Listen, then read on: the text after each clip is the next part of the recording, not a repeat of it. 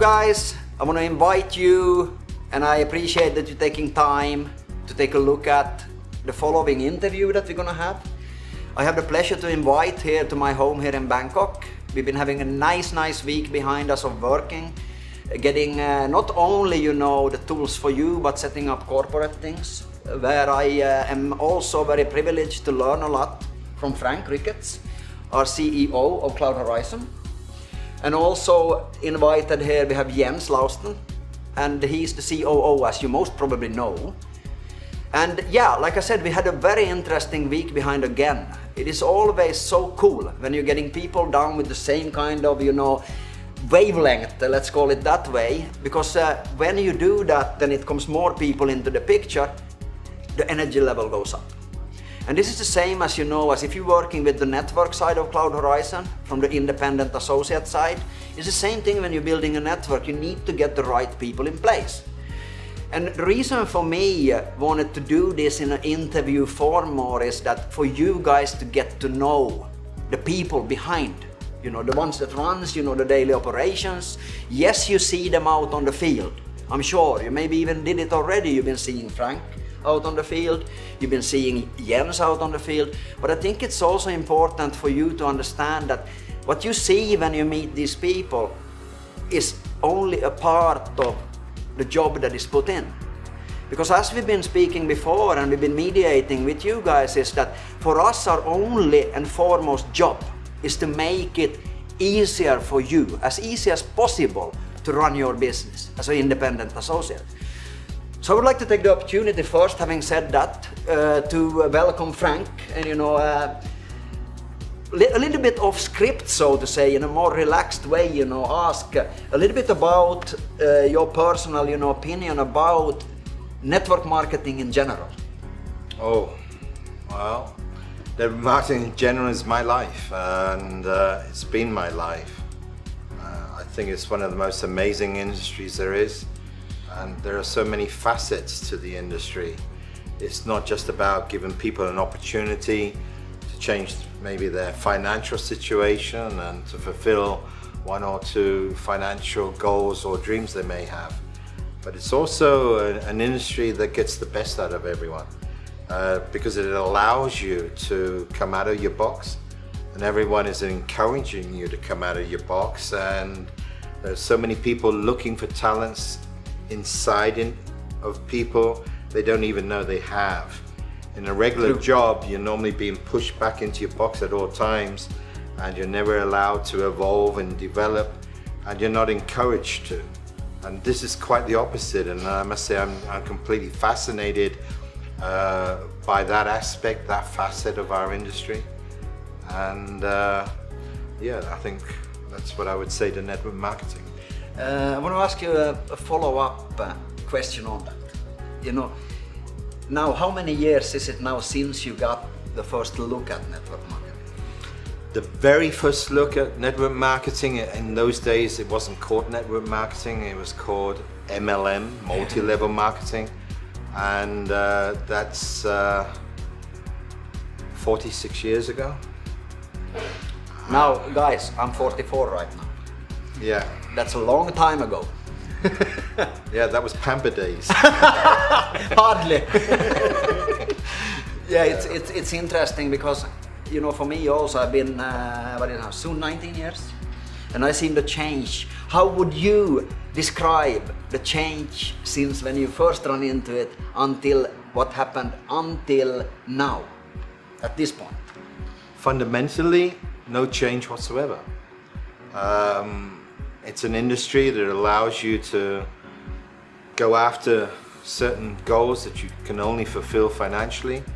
And 46 years ago was also, people were looking for people's talents that they didn't know they had. I think the fundamental change is that the diversity of products and services has changed tremendously over the years. Established industries getting involved or using network marketing as another field to market their products and services. 46 years ago, there wasn't much more than cosmetics, creams, potions and pills. And that has certainly diversified over the years. Another thing that has certainly changed is communication. And I went through the revolutionary period of the fax machine. And when the fax machine came into our industry, I mean, wow. We didn't have to wait 10 days sending a form to America, registration form, waiting for it to come back. We had a machine that you could just put a piece of paper in and whoop-de-whoop, it disappeared, and then an hour later it started rolling out again, another piece of paper, and we had people up and running and registered and ready to go. Yes, there's been a tremendous change in how one communicates with each other, how one can talk with people in 80 different countries at the same time. 46 years ago, 40 years ago, 30 years ago, you had to get on a plane to each of those countries to talk with them. So that is interesting. Just from my side also, like I said, 19 years. And I actually came in a real, I would say, almost like a paradigm shift with the communication part. Yeah. Because when I started in August 2000, it did not, the company I was enrolled in, did not have a homepage. It came exactly at that point that changed. From having the downline reports coming every week into the post and so on. So I think from my part, I don't know if you agree, is that because I see it, and I know we've been speaking about it even with you guys, that people tend to forget today because it's so fast, about how important it is to actually get the right information, to get the right training in what you do, because when it's more fast, in my opinion, I don't know if you agree with me, it becomes even more so important. Absolutely. Because it goes bad in a fast way as also good in a fast way. Absolutely. And maybe just to finalize, I saw the fax machine come, but I also saw it go. And I think 90% of you watching this interview, you've never used a fax machine in your life. But I have. No, the speed of things is quite tremendous, and keeping ahead of things. And I think also in our industry, or any industry, the development, the back office development of things, and new functionalities of this and that, or maybe a new way of doing this or a new way of doing that. It's all happening so fast, and one has to really not only use the media and the technical stuff that we have today, but also learn how to use it. And it's great. The last thing I would say on that though is, don't make yourself dependent though on building a business that you feel that you can do this online. For me, network marketing, yes, use all the media and technical advantages that you have today to get talking with people, or to even get in touch with people, even cold market.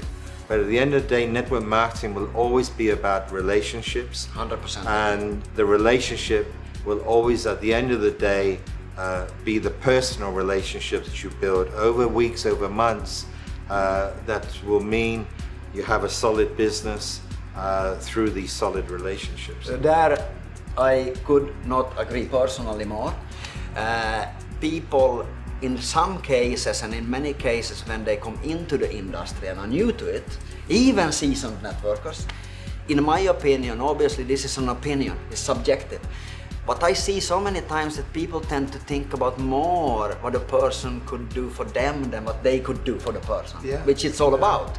And they tend to not understand that with getting somebody really successful, they need to actually teach that person and be together with that person. And if you can't, I use an expression that if you can't share a pizza together, you shouldn't enroll them in the business. Because it's all about the relationship. Looking at it. So one more thing that is pretty hilarious, and I actually think of it the same way for me, because I always also had a thing that I joined actually network marketing and started network marketing because I thought that I would like to retire, okay? And this is something that I know that you've been not so good at. That's true. The first attempt at retiring was in 2003. I managed 15 months. I went to Florida and had a beautiful home in Sarasota. And that year we got hit 3 times with a hurricane. I thought, what am I doing here? But I tell you, every day was a challenge. And I started again, and then a couple of years ago I had the second attempt. I was 65, and it's normal to retire when you're 65 from, you know, the British background, American background. And that lasted 7 months. And then I had another go last summer, and then I came down here. I was 7 weeks into my 4th retirement, and here I am again. And I think, and I know that I will never ever be able to lose complete contact to this industry and to the people. Yeah. It's given me everything, and I hope and I believe I can still give something back, and so I'm here for the run. I want to spin on that a little bit, because I don't know if all of you guys know how this whole concept came together. You maybe heard it told and so on, but I want to make something really clear. I believe personally that any kind of business needs different kind of skills, and you can't have one person that has all of these skills. So reality is that a lot of the things you see in the whole, you know, consortium that is created and so on are businesses that are old businesses, established businesses, that actually has nothing to do with network marketing in per se. It is traditional businesses, everything from real estate to the plastic to fuel, SEPCO and so on. There is other business also connected in this jigsaw. And without you, Frank, we would actually not have a Cloud Horizon. It wouldn't have been even a thought for me, because my final piece with that whole jigsaw that exists today, that obviously is not about me, it's about we, everybody in the consortium, and also about you on the field to get something to work. But the important part here, I know, because I knew about you for many years. We never met the first years when I was in the industry. But I knew who was Frank Ricketts, and I always got this, yeah, but you should, you know, contact Frank if it was something about corporate or about the networking in itself. And I got to know about you more through common businesses and common networks and so on, and more so over the last year behind and so on, then on an even more close scale, working together. And finally then, by more or less circumstances, maneuvering. It was maneuvering. Yeah, okay, a bit. Okay. Now, because I can truly say to you guys, the reason why I respect you, Frank, the most. I respect you as a human being. I like you as a brother. I like you as a partner. But the respect comes from one certain area, and it's not only that you are a great networker and understand the industry, because you understand like very few on the market. Very few on the market. I believe that if you look on a global situation, with any kind of MLM and networking, there is not more than maybe a handful in the industry that can actually understand both the corporate side of a business and the network. Because I see so many times, it's the same with me. I have experience from before of doing network marketing from a corporate side. And I can say, and I told it before, that is the last thing I would want to do myself, because it's a global business we're talking about, and it's very complex. So before I met with you, I also said it to my other partners that already existed, that without Frank, I won't be doing it. Your, how would you say, input from this, so people can understand, what are the most important things from a corporate level being able to protect the field, the network, that you need to look at when you're doing something like Cloud Horizon? Without a doubt, the key is protecting the company. And by having the highest level of compliance and the willingness to comply with any rules and regulations related to the industry, the business itself, around products and services. There's a whole ball game depending on what products and services, this country, that country, one thing or another, but also from the finances. And I think today one of the, not the toughest, but certainly one of the most important areas that one has to really be on top of the corporate finance, but also thus with the members. On a global business, you have products and services coming from various countries, going to various other countries. You've got members wanting to buy products here, products there, and the whole movement of funds, etc., etc. And we really have to have a tight ship on that, but also paying. Also making sure with cash flows, liquidity, etc., etc., that not one person misses out on a withdrawal request to his bank account of choice. But that opens up another lot of challenges because, you know, from our banks that we use, go into other countries, banks in other countries, different continents, you know, we have to document so much stuff in the background that I don't even want to let you know the amount of work involved. So, why did I ask this question? It's for you as an associate, independent associate on the field, understanding why we are asking certain things to be done in a certain way. It is not for making it very difficult for you.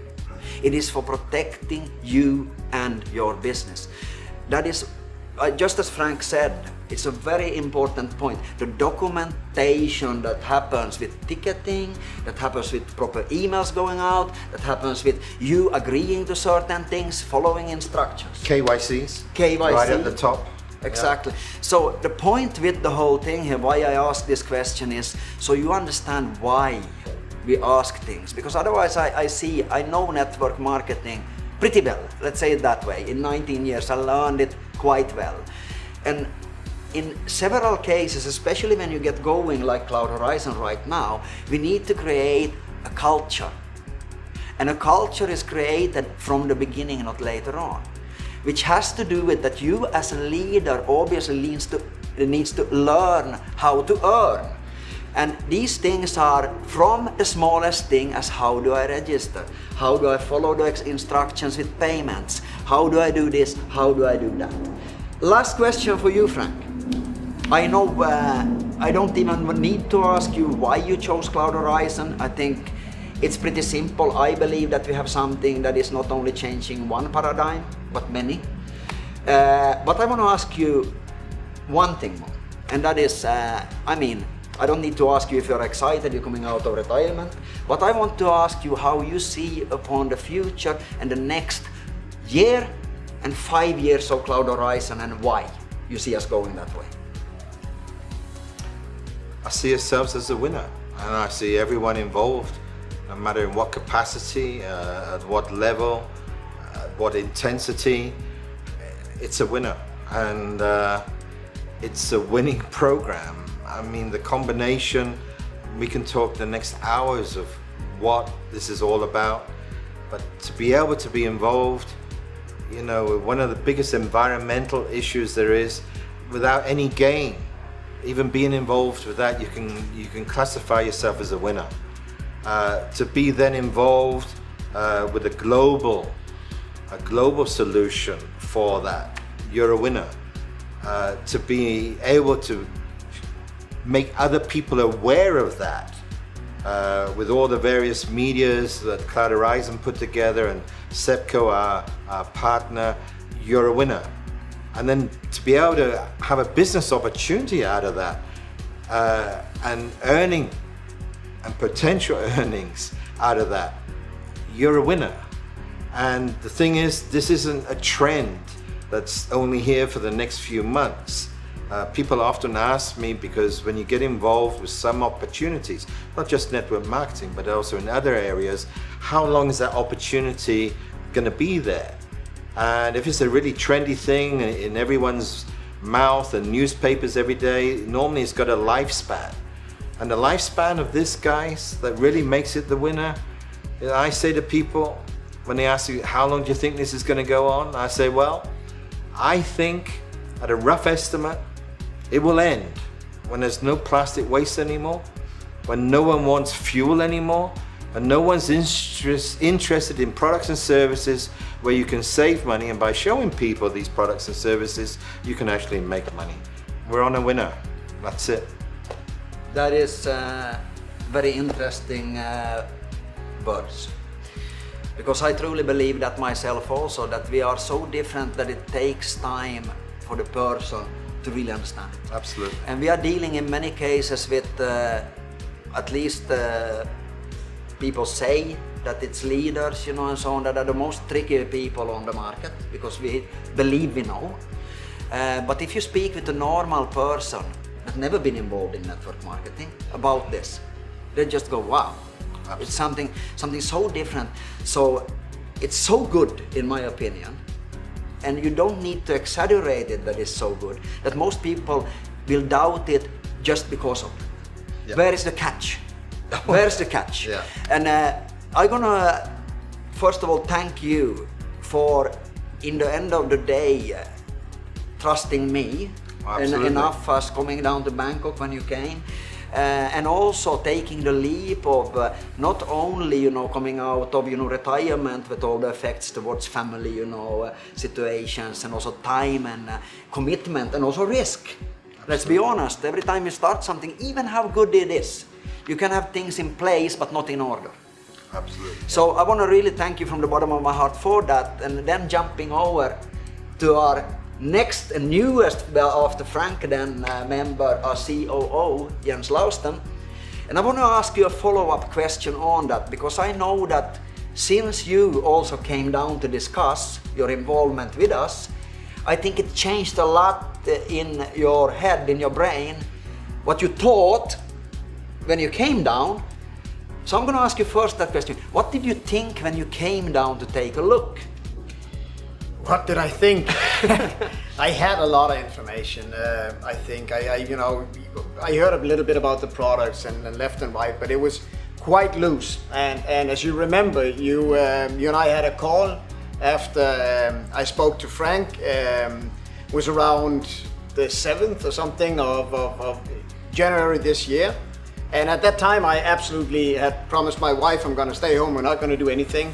But what happened was, with a lot of loose information, I came down and I saw something that amazed me. Because there's one thing of understanding something when, you know, from an intellectual standpoint. The other thing is when you really know it on an emotional level. And you see that it can actually bring a solution to what is a global challenge. Let's face it, it's a global challenge. That was one part of it, and that struck me, that amazed me. But still, the real kicker for me was when I went into the condo and I saw how people were, you know, engaging. I mean, they were talking in 5, 6, 7 different languages. They were over the moon excited. They did not have a stable, you know, protocol of how to present. They were just shouting away, and it was pure passion going out there. And you gave the question here before, you know, what's changed in the industry? And while I will totally agree with my mentor Frank here in saying that the fundamentals are the same, there are some major changes that are still fundamental. Because and I'm not talking about the technology side of things, because technology obviously has changed a lot for us. But what used to be, networking used to be sort of this parallel world that did not need to relate to traditional markets. Well, the competition level of today is so high that you cannot just think to build a parallel level. You need to really look at the market, and you need to be engaging in a growing market. And if you have a global threat that you have a solution to, I mean, what can grow faster than that? And so that was sort of what came together for me, and I developed the Plastic Mouth. I started talking about plastic everywhere. I was infected. I called Frank 2 days after I came home and said, you know, I have no chance. I got to do this. Yeah, that is something that grows on you. I remember also when I got the call to actually go and look at what Sepco do, okay? And I learned to actually, you know, call bluffs, okay? Because I have done the mistake previously of saying no before finding out. And I don't do that anymore. I try to, with my best, you know, intentions, actually open these and listen. And I think for me that is actually what I see as the biggest difference with what we do compared to any opportunity out there, is that for me during my 19 years in the industry, it has been amazing. Okay, amazing. Even like Frank says, also from the mistakes I did, the choices that I did, maybe not, no, I want to change that and say, every time when I did something, I believed it was something awesome. Because you don't take a step and start something if you are not excited. Of course. Okay? But the difference that I have seen here, and why I think this had this buzz, about it, and excitement about it, is that the more you learn about it, the more excited you're going to become. And that is different from most other opportunities, because you start very excited and then you start finding out these things that maybe could be done in a different way. And that is the reason also for me taking the step together with Frank, actually going out with this in a network marketing perspective, is that I didn't feel that I had another way. Why? Because I see so much on the market, like you said, that the parallels, they are pretty much the same, but a little bit different, like we say in Thailand. But nothing that sticks out and can really provide something different. Okay? Something different. That is built, in my opinion, on a little bit, not a little bit even, in many cases even upside down perspective.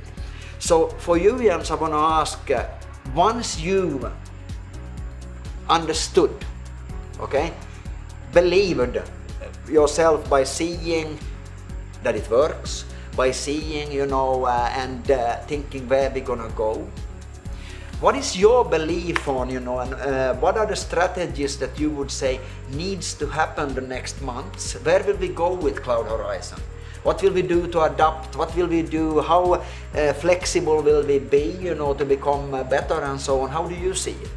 Well, to be very open and honest, all of this, what we're doing, we're in one big learning process. While we have a lot of experience here, we're constantly learning these days. And what we, from a strategic standpoint, have said that we're not going to get locked down into something we cannot change and move with, because the likelihood is it will change a lot. Now, we have a great head start technology-wise. We have a great head start when you look at the way that we're able to operate with less than 3 months of operation already on a global scale. But what we will do is the purpose of the Polypetron is really to solve the problem of the plastic. Now, yes, that we take that and turn it into a profit is just unbelievable. But for this really to get out, we are developing strategies right now that will simply help people, private people, to connect with this mission that we're on, because we are on a mission to eradicate all of these plastic waste floating around in rivers, being currently dug into the ground, and it can't go anywhere else. So what we're doing is something that will allow the world to connect to our mission. That's the number one thing. Having said that, that goes for the Polypetron. Our products and services and saving people money it's unlimited. We're getting contacts every single day from people who says, we have this, we have that. If you're a community and if you're strong, people want to deal with you. They want to do business with you. And it's just a mathematical thing that in fact you can get a good discount. And so the emotions of a discount we should not neglect, because you have two products that are totally similar, and this one is just 2 cents more expensive. Yeah. No one wants to buy it because the emotion says I'm gonna get the one that is 2 cents less expensive. And yeah, that's why we have a really round concept, because people want to save money. It's a wanting. And the kicker on top of that are twofold, because you are participating passively in creating it, or in solving a global crisis. And on top of that, because of modern technology, we are able to credit you for that, and you participate in the oil. I mean, how? And that's really the thing that, I don't know even if you explain it good enough today, but for you guys sitting out there, be skeptical. That's all good and dandy. We sit here 3 guys in t-shirts behind a pool, and thank you for the invitation. Yeah, but you should check out the facts. This video is made with no script, and it's made with no script for one person. Purpose only. And the purpose is to reach out to you and say, hey, come join us, come check us out, know what we're doing, because what's happening here is literally changing the world for everyone, even those who are not participating. But if you do participate, there's an upside that I predict none of us can predict right now. I want a little bit spin on this, because you said something that is so important in my opinion, and that is that we are learning. And that is, I think, one of the things that changed my life, understanding that learning process in whatever that you do, as soon as you stop developing and not being willing to change and learn, you will go backwards. There is nothing stagnant in life.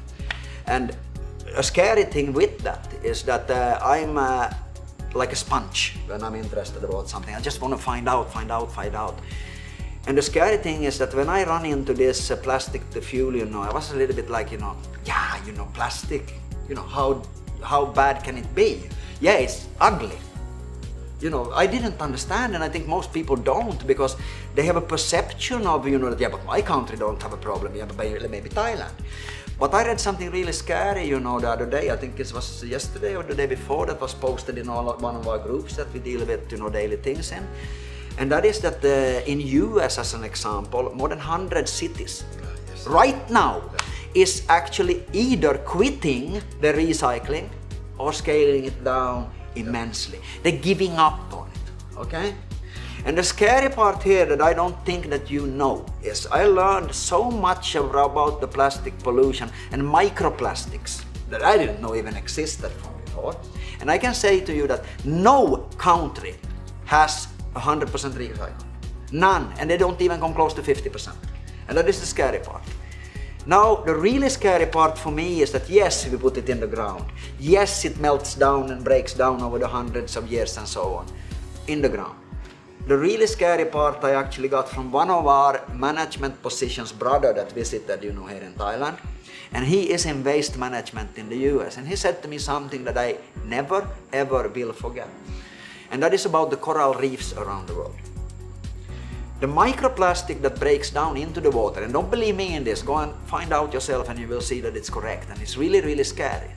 The coral reefs are called the oxygen of the seas, okay? And these coral reefs are mistaken the microplastic for actually biological things that they would eat normally. They eat the microplastic and they starve themselves to death. And that is scary, ladies and gentlemen. So it's not only an ugly thing with plastic pollution, it's something that gets into our body through what we eat. And if we do not do anything, it doesn't look good. And before, when I started this concept, got interested about it, and I started this thing, okay, let's put it on a blockchain and all of this. I have to be honest, I was more looking, okay, we can maybe clean up a bit, I didn't believe that it's actually possible to solve. Today I believe it is. With the help of a strong network, with these kind of products and services, I'm not kidding you, I think that we can actually solve it. Because we're educating people. Okay? And that's the most important thing. And you know how many calls come and say, yeah, we got this, we got that, we got this, we got that. Because it is so hot topic, and it will stay a hot topic until it is solved. It's just a fact, it gets worse. Now, Jens, with that said, because I think we have discovered something that I think you, as an associate, when you understand that, you're going to go bananas. Okay? And that is, can you explain a little bit about how important and why this merchant deal license and the merchants will play a major part in the next coming weeks, months, and so on? Because I believe myself that is a really true key, and it will be a game changer for everybody of you. It absolutely is. Merchant, again, it's a two-way street. It's about connecting people to our mission. And what's better than to connect with a global network? So if you're a merchant, if you have a restaurant, if you have a shop out there of any nature, being it online, being it a physical store, doesn't really matter. You can come join our revolution here, our mission to really make this a better place. And what we're doing with that program is we're offering businesses marketing secured.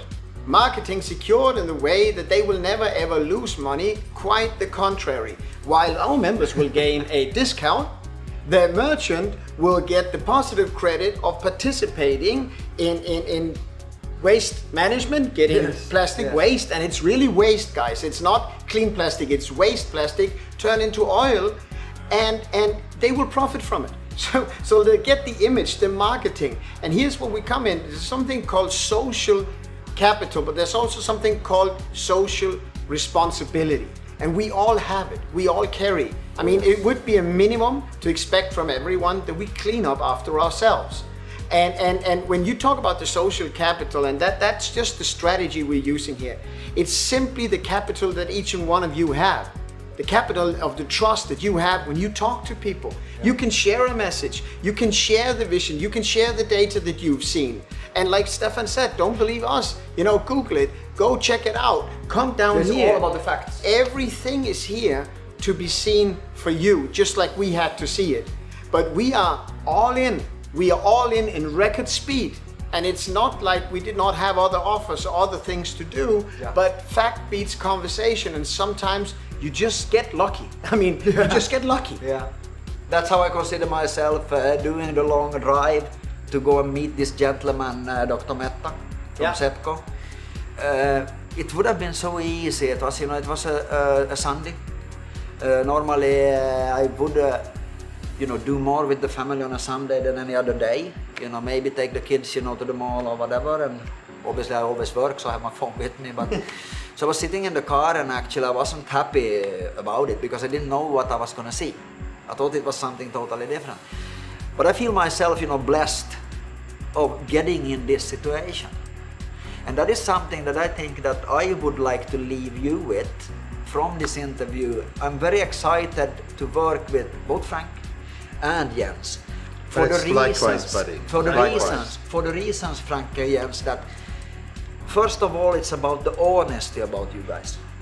Honest people. When we work with somebody that puts in not only the hours, but the whole soul into it, and the trust, and the responsibility. As I know with Frank, he gets mad if he don't get to take his responsibility. Yeah. Same as it is with Jens.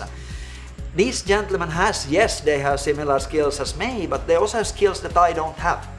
Okay, with structure and and all of these kind of things. I'm more of the racehorse that goes that way, and tends to go really fast, but not looking so much left and right. But working with people like you guys, it makes it so cool because it complements all, and not only you guys, but people on the board also of all the companies.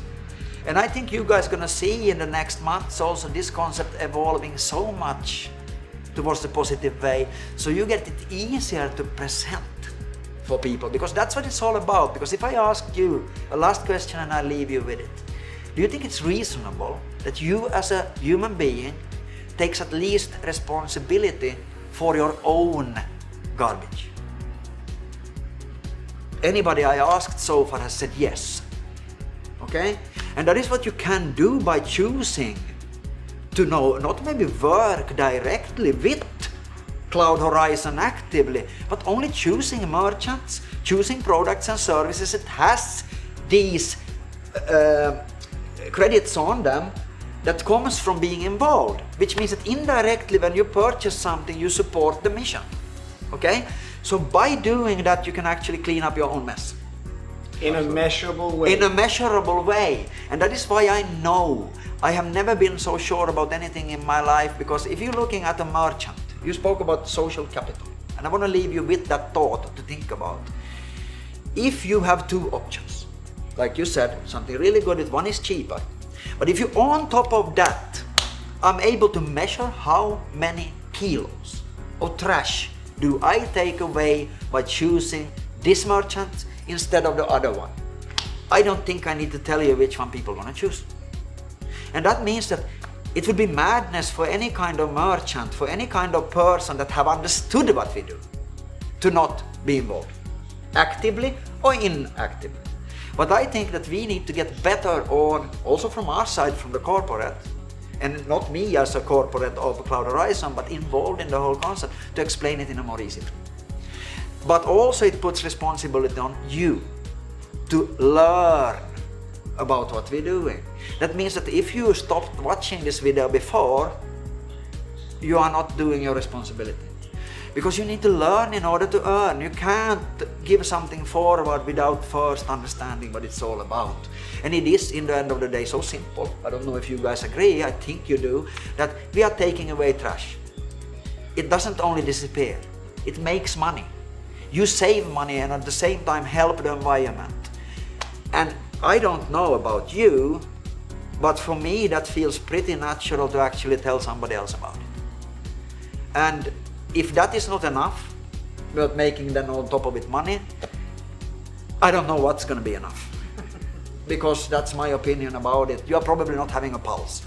I don't know what more we would be able to do. So that is from me. Is it anything that you guys more want to say? I just thank you also for the opportunity, Paddy. Yeah. That is my pleasure, and I wouldn't want to do it with anybody else than you guys. So thank you. I thank you, and I thank you really for the opportunity. From my Paddy. heart to you guys, both of you, Thank you. for trusting me and giving everybody out on the field the opportunity to actually not only save, make some money, but also be involved in solving a critical situation around the globe. And we see you around the world on some of the events. Okay. See you soon. Take care.